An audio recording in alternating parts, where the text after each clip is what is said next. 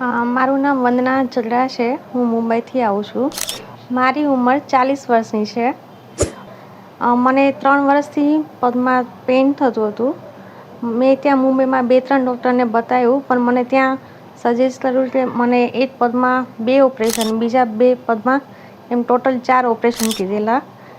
ની રિપ્લેસમેન્ટ કીધું અને પગ ત્રાસો થઈ ગયો હતો. એના માટે મને કીધું કે પ્લેટ મૂકવી પડશે કટ કરીને.